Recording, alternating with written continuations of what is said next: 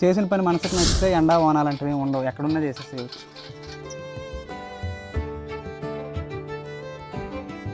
Hi friends, welcome to RK aquaculture. 1000 LP చార్వా plant అయితే ఇప్పుడు వరకు మనం బిజినెస్ చేసుకునే వాళ్ళందరికీ ఇచ్చాం. వాళ్ళు ఏంటంటే క్యానల్ సేల్ చేసుకునే వాళ్ళు. కాకపోతే ఏంటంటే ఫస్ట్ టైం మనం ఒక కన్స్ట్రక్షన్ ఫీల్డ్ వాళ్ళకి ఇస్తున్నాం, కాంట్రాక్టర్కి. ఇక్కడ ఏంటంటే ఒక స్కూల్ కట్టడం కోసం బిల్డింగ్ అనేది కడుతున్నారు. ఈ బిల్డింగ్ ఏంటంటే కట్టేటప్పుడు తక్కువ TDS వాటర్ ఉండాలని చెప్పి మన దగ్గర అయితే ప్లాంట్ కావాలని చెప్పారు. మనమైతే 1000 LP చార్వా ప్లాంట్ మెటీరియల్ అయితే పంపించాం. ఇది మొత్తం చుట్టూ కూడా కొండలే చూడొచ్చు, మొత్తం తోటలే, చూపించి పర్లేదు, మొత్తం తోటలే ఉన్నాయి చుట్టూ. ఇక్కడ ఏంటంటే స్కూల్ కొత్తగా కడుతున్నారు. దానికి కట్టేటప్పుడు వాటర్ TDS అనేది కాస్త ఎక్కువ ఉంది, అది తగ్గించి ఇవ్వాలి అని చెప్పి ఆ ఉద్దేశంతో ఇక్కడైతే ప్లాంట్ కావాలని అడిగారు. తెచ్చేసాం, మెటీరియల్ అంతా తెచ్చేసాం. ఫిట్టింగ్ అయితే ఇప్పుడే స్టార్ట్ చేసాం. 12 అయింది, ఎంతగా అవుతుందో చూద్దాం.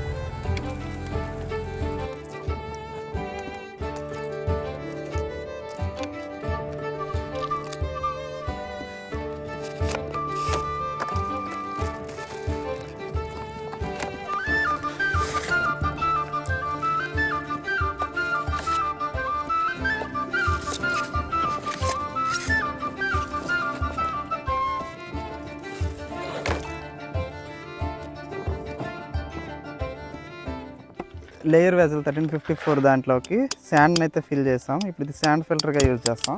మల్టీపుట్ వాళ్ళ పైన బిగించేసుకోవాలి. 25 అండి ఇది. అలాగే మళ్ళీ సేమ్ 1354 వెజల్లోకి కార్బన్ మీడియం అయితే వేసేస్తాం. ఇది కార్బన్ ఫిల్టర్గా వర్క్ చేస్తుంది. దీనికి కూడా 25 NB మల్టీపుట్ వాళ్ళని అయితే యూజ్ చేసుకోవాలి. ఈ రెండు అయిపోయాయి. ఇంకా స్కిడ్ పైన ప్రతిదీ కూడా యాడ్ చేసుకొని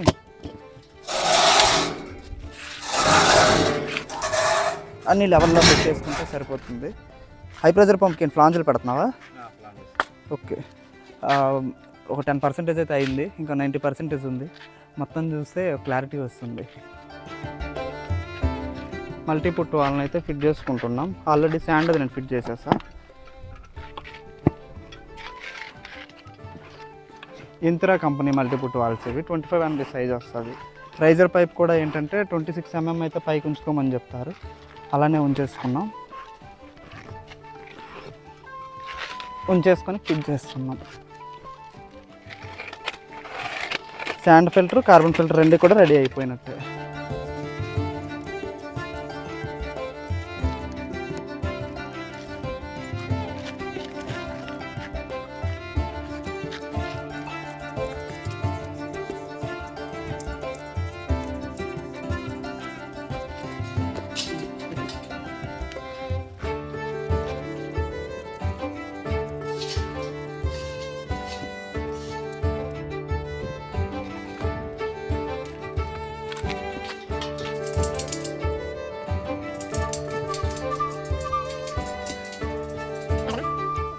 మెంబ్రేన్ హౌసింగ్ వచ్చేసరికి 80-40 సైజు యంత్ర కంపెనీది అయితే యూజ్ చేస్తున్నాం. మెంబ్రేన్ వచ్చేసరికి 80-40 బ్రాకేజ్ యూజ్ చేస్తున్నాం. అయితే మెంబ్రేన్ హౌసింగ్ స్ప్రింగ్ టైప్ వచ్చింది. ఇది స్ప్రింగ్ టైప్ వచ్చేసరికి తీసేసుకొని ఎండ క్యాప్స్ ఉన్నాయి కదా, వీటిని ఎండ క్యాప్స్ అంటారు. వాసర్లన్నీ కట్టుకున్నా లేదో చూసుకొని MTL బిగిచ్చేసి పెట్టేసేయడమే.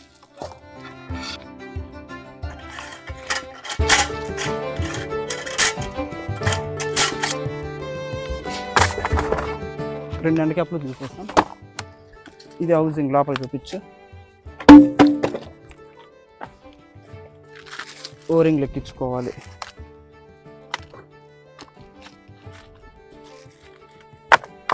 అయిపోయిందా ప్రెజర్ గేజ్లు? ప్యానల్ బోర్డు వచ్చేసరికి ఎక్కడో కంపెనీది ఏపీ స్మార్ట్ ప్లస్ని యూజ్ చేస్తున్నాం. ఇది వచ్చేసరికి సెమీ ఆటోమేటిక్. ప్లాస్టిక్ ట్యాంక్లో వాటర్ లేకపోయినా ప్లాంట్ ఆఫ్ అయిపోద్ది. అలాగే ఎస్ఎస్ ట్యాంక్లో వాటర్ ఫుల్ అయిపోయినా ఆటోమేటిక్గా ప్లాంట్ ఆగిపోయేటట్టు ఈ ప్యానల్ బోర్డు అయితే సపోర్ట్ చేస్తుంది. ఎండ క్యాప్స్ అయితే ఉన్నాయి కదా, ఎండ క్యాప్స్కి MTL బిగించేసుకుంటున్నాం.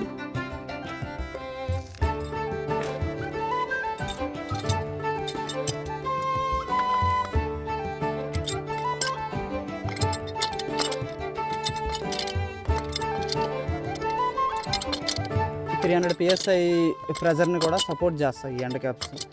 ఇందులో ఇంకా మళ్ళీ 250 PSI ప్రెజర్ కూడా ఉంటాయి. మనమైతే 300 PSI ఎక్కువగా యూజ్ చేస్తాం.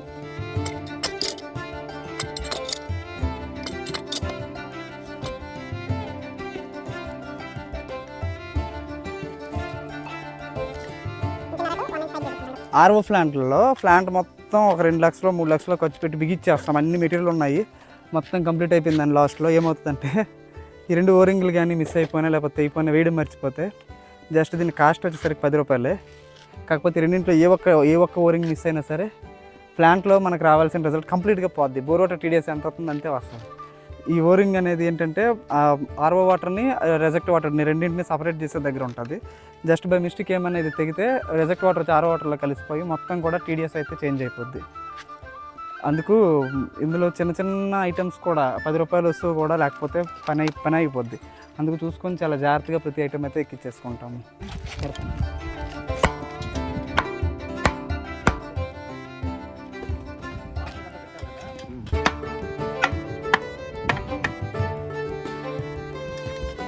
బ్రాకిస్ మెంబ్రేన్ 80/40 సైజ్ది 2500 TDS సపోర్టెడ్. ఇది ఇక్కడ మనం యూజ్ చేస్తున్నాం. మెంబ్రేన్ హౌసింగ్ వచ్చేసరికి ఎంతురు అది కదా.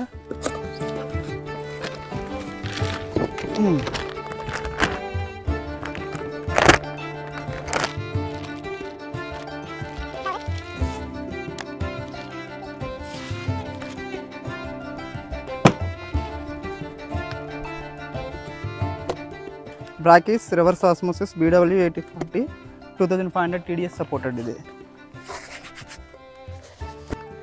ఇక్కడ యాంటీ స్కేర్ అంటే మనం లూబ్రికెంట్స్కే యూజ్ చేస్తున్నాము. ఎక్కువ అంటే లూబ్రికెంట్స్ వేయడం వల్ల ఏమవుతుందంటే డైరెక్ట్గా హౌసింగ్లో పెట్టేటప్పుడు ఫ్రీగా వెళ్ళిపోద్ది. అయితే మెంబ్రెన్స్ ఇదే కాదు, ఏ మెంబ్రెన్ అయినా సరే ఆర్ఓ ప్లాంట్ ఏదైతే ఉందో మొత్తం ప్రాసెస్లో కూడా TDSని మొత్తంగా అంటే మన హెయిర్ కంటే తక్కువ 0.001 కంటే తక్కువ ఉండే సాలిడ్స్ని కూడా ఇక్కడ రిమూవ్ చేసేస్తుంది. కాబట్టి మెంబ్రేనే మనం ఏంటంటే కొంచెం మంచి చేసుకోవడానికి ట్రై చేయాలి. మనమైతే బ్రాకిస్, లేయర్, ఎంబ్రాన్, లాటిక్స్ ఈ మెంబ్రెన్స్ని అయితే మనం ఎక్కువగా యూజ్ చేస్తుంటాము. ఆ హోల్లో వేయి, ఈ హోల్లో కూడా వేయాలి. హౌసింగ్లో పెట్టిస్తావా? మెంబ్రెన్కి ఎవరు కూడా వారంటీ ఎవరు, ఎందుకంటే ఇది TDS సాలిడ్స్ అంటే ఫిల్టర్, మెంబ్రెన్ అంటే ఫిల్టర్ కదా. ఇందులో కూడా వేసేసి ఫిల్టర్ కదా. ఫిల్టర్ ఏమవుతుందంటే ఎక్కువ బురద కానీ ఇసుక కానీ లాంటి వచ్చినప్పుడు బ్యాక్ వాషల్ చేస్తే ఓకే, ఒకవేళ చేయకపోతే ఏమవుతుందంటే అదంతా వచ్చిందంతా కూడా ఇందులో ఉండిపోద్ది. ఈ హోల్స్ ఒకసారి చూపించరా. హోల్స్ చూడండి ఎంత చిన్నగా ఉన్నాయి. ఈ హోల్స్లో బురద ఉండిపోతే ఏమవుతుంది, వాటర్ ఫ్లో అనేది ఫ్రీగా జరగదు. ఒకవేళ స్కేల్ ఉండిపోయినా సరే వాటర్ ఫ్లో అనేది ఫ్రీగా ఉండదు. అందుకని చెప్పి 99% కూడా ఎవరు కూడా మెంబ్రెన్లకు వారంటీ ఎవరు, జస్ట్ ఏంటంటే ట్రయల్ వారంటీ మాత్రమే ఇస్తారు. ఓకేనా. హౌసింగ్ పట్టుకో ఎక్కించేస్తా. ఇప్పుడైతే మనం మెంబ్రెన్ అయితే లోడ్ చేద్దాం. ఓకే.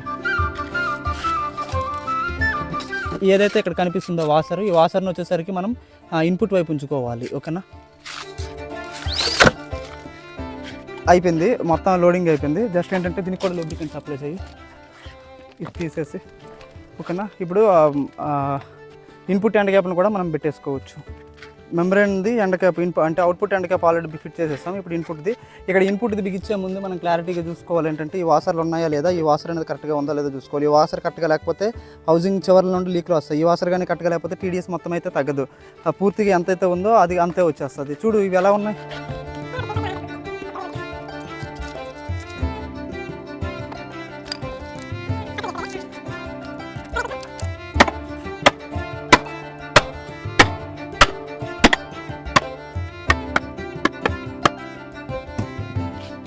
నేను స్ప్రింగ్ ఏది, ఆ స్ప్రింగ్ ఇటు ఇచ్చేస్తే ఎండ్ క్యాప్ని కూడా ఫిట్ చేసేస్తాం. లాస్ట్కి అయితే స్ప్రింగ్ని పెట్టేస్తే మెంబ్రెన్ అయితే హౌసింగ్లోకి మెంబ్రెన్ అయితే ఫిల్ చేసేసేయడం అయిపోయినట్టే.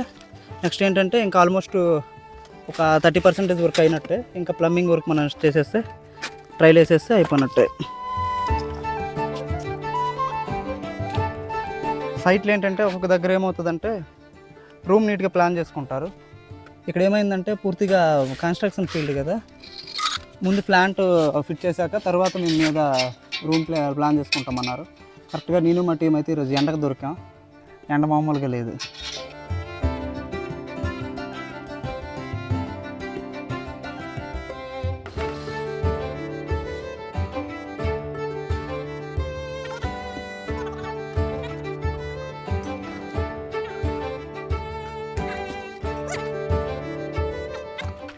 ఇది మొత్తం కూడా అన్నీ కూడా రెడీ చేసుకున్నాం. ప్లాస్టిక్ ట్యాంక్, ఎస్ఎస్ ట్యాంక్, రా వాటర్ పంపు, శాండ్ ఫిల్టర్, కార్బన్ ఫిల్టర్, ఇంకా మైక్రాన్ ఫిల్టర్స్, హెచ్పి పంపు, మెంబ్రెయిన్, అంటే మా panel board, flow meter, pressure gauge అన్నీ కూడా లైన్లో పెట్టుకున్నాం. ఇంకా ఏంటంటే ప్లంబింగ్ వర్క్ ఒకటి పెండింగ్ ఉంది, దాని తర్వాత ఎలక్ట్రికల్ వర్క్ పెండింగ్ ఉంది, దాని తర్వాత ఏంటంటే ట్రైల్ వేసేసి కస్టమర్కి ఎక్స్ప్లెయిన్ చేయడమే ఉంది. అంటే ఒక 40% అయిపోయింది, ఇంకో 60% ఉంది. చూద్దాం, వెయిట్ చేసి మొత్తం ప్లంబింగ్ కూడా నేను మీకు చూపిస్తాను.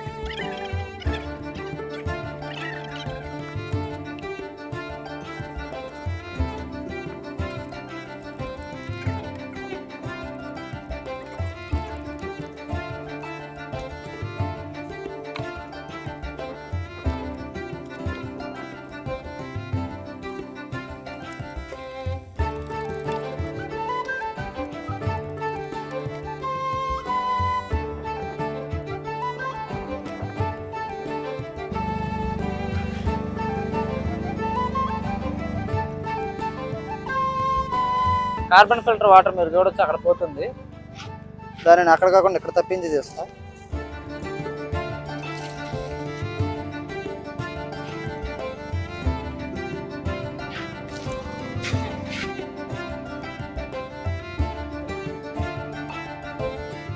థౌజండ్ LPH RO ప్లాంట్ అయితే మొత్తం ఇన్స్టాలేషన్ అయితే కంప్లీట్ అయిపోయింది. ఇదేంటంటే మామూలుగా అయితే బోర్ వాటర్ అనేది అందులో పడుతుంది కదా, ప్లాస్టిక్ ట్యాంక్ అది, అందులో పడిన రా వాటర్ని sand filter, carbon filter, membrane filter చేసి ఎస్ఎస్ ట్యాంక్లోకి పంపిస్తుంది. ఇంకా మైక్రాన్ ఫిల్టర్స్ ఆల్సో.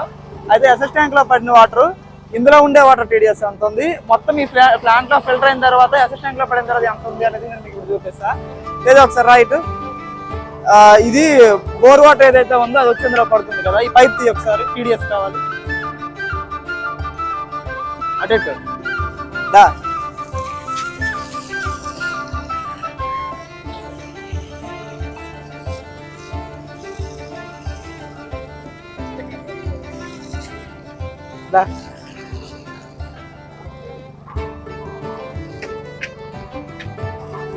రా వాటర్ TDS అంటే బోర్ వాటర్ వచ్చేసరికి 194 ఉంది, చాలా తక్కువ ఉంది. అయినా సరే RO వాటర్ కావాలి అని చెప్పి మళ్ళీ ప్లాంట్ పెట్టేసి అందులో ఇప్పుడు రా వాటర్ పంపు, sand filter, carbon filter, micron filters, membrane, వీటన్నింటి తర్వాత అందులో డైరెక్ట్గా ఎస్ఎస్ ట్యాంక్లో పడుతుంది కదా. నేను అక్కడ తీయకుండా ఇక్కడ మెంబ్రెయిన్ దగ్గర తీసుకుంటున్నా. మెంబ్రెయిన్ దగ్గర TDS ఎంత వస్తుంది అనేది ఇప్పుడు నేను మీకు చూపిస్తా.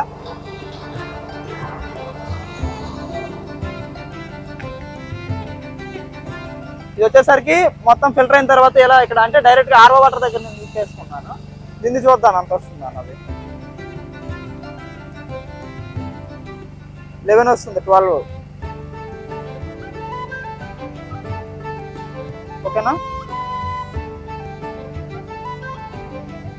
మామూలుగా అయితే తాగడానికి TDS వచ్చేసరికి 50 to 150 కదా, మరి 200 ఉంది. మామూలుగా అయితే వరల్డ్ హెల్త్ ఆర్గనైజేషన్ ప్రకారం అయితే 150 to 300 కూడా ఉండొచ్చు కదా. మరి 200 అంటే మంచిదే కదా, తాగొచ్చు కదా. కానీ గవర్నమెంట్ ప్రాజెక్ట్లో ఏం చేశారంటే వాళ్ళు చెప్పిన దాని ప్రకారం మాకు TDS ఇంకా తక్కువ ఉండాలి అని చెప్పారు. ఇంకా ఇందులో వేరే సాలిడ్స్ కూడా ఉన్నాయి, అవి కూడా క్లియర్ చేయాలి అని చెప్పారు. అందుకని చెప్పి వీళ్ళైతే ఇక్కడ వాటర్ ప్లాంట్ పెట్టుకున్నారు. ఇప్పుడు TDS అయితే 11 వస్తుంది. ఇదైతే దీనికి సూటబుల్, యూజ్ చేసుకోవచ్చు. అయితే ఇదంతా ఓకే. ఇది 1000 లీటర్ల ప్లాంట్ కదా, మరి వేస్ట్ వాటర్ TDS కూడా నేను మీకు చూపిస్తాను. రైట్, ఇది వచ్చేసరికి ప్లాంట్లో మొత్తం అయిన తర్వాత రిజెక్ట్ వాటర్ వస్తుంది కదా, రిజెక్ట్ వాటర్ చూపిస్తే ఎంత వస్తుంది అన్నది. RO వాటర్ వచ్చేసరికి 12 వస్తుంది. అలాగే బోర్ వాటర్ వచ్చేసరికి 199 అంటే 200 దగ్గర వస్తుంది. రిజెక్ట్ వాటర్ అంటే కాలువలోకి పోయే వాటర్ ఇది వచ్చేసరికి 287 వస్తుంది, 290. ఓకేనా? ఇప్పుడు RO వాటర్ ఎంత పోతుంది ఒక గంటలో? 1000 LPH అంటే 1000 లీటర్ per hour అని కదా అర్థం. ఒక గంటలో వేస్ట్ వాటర్ ఎంత పోతుంది, RO వాటర్ ఎంత పోతుంది, ఎంత ప్రెషర్ మీద నడుస్తుంది అన్నది నేను చూపిస్తాను. ఇది వచ్చేసరికి ఒక గంటలో 2000 వరకు కూడా రిజెక్ట్ వాటర్ పోతుంది. అంటే ఇది కాలువలోకి పోయే వాటర్. ప్రెషర్ వచ్చేసరికి 5 kg ప్రెషర్ మీద నడుస్తుంది. మనకి ఇంకా 10 kg ప్రెషర్ వరకు కూడా రన్ చేసుకోవచ్చు. RO వాటర్ వచ్చేసరికి 1000 వరకు కూడా పోతుంది. ఓకేనా? ఇది 1000 LPH RO ప్లాంట్ అండి. మొత్తం ఇది బిజినెస్ కి యూజ్ చేసుకోవచ్చు, అలాగే కన్స్ట్రక్షన్స్ కి యూజ్ చేసుకోవచ్చు, హోటల్స్ కి, రెస్టారెంట్స్ కి అన్నింటికి కూడా ఈ ప్లాంట్ అయితే సూటబుల్. ఇది వచ్చేసరికి గంటకి 200 క్యాన్ వరకు అమ్ముకుంటామన్నా కూడా ఇదైతే సూటబుల్. ఇలాంటి 1000 LPH RO ప్లాంటే కాదు, 250 కానీ 400 కానీ 1000 కానీ 2000 కానీ ఏది కావాలన్నా మన దగ్గర హోల్సేల్ ప్రైస్లో అయితే డైరెక్ట్ కస్టమర్స్కి ఇస్తున్నాం. ఎవరికైనా కావాలి అంటే డిస్ప్లే పైన నెంబర్కి అయితే కాల్ చేయండి. Thank you for watching. Please do subscribe RK academy. Thank you.